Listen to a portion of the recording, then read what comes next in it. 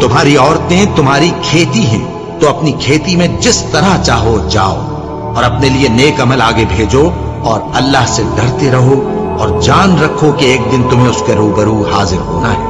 और ऐ पैगंबर, ईमान वालों को बिशारत सुना दो और अल्लाह के नाम को इस बात का हीला न बनाना कि उसकी कस्में खा खाकर सलूक करने और परहेजगारी करने और लोगों में सुलह साजगारी कराने से रुक जाओ। और अल्लाह सब कुछ सुनता है, जानता है। अल्लाह तुम्हारी लग़व कस्मों पर तुमसे मुआवजा नहीं करेगा, लेकिन जो कस्में तुम कस्द दिली से खाओगे उन पर मुआवजा करेगा। और अल्लाह बख्शने वाला है, बुर्दबार है। जो लोग अपनी औरतों के पास जाने की कसम खा लें, उनको 4 महीने तक इंतजार करना चाहिए। अगर इस अरसे में कसम से रुजू कर लें तो अल्लाह बख्शने वाला है, मेहरबान है। और अगर तलाक का इरादा कर लें तो भी अल्लाह सुनता है, जानता है।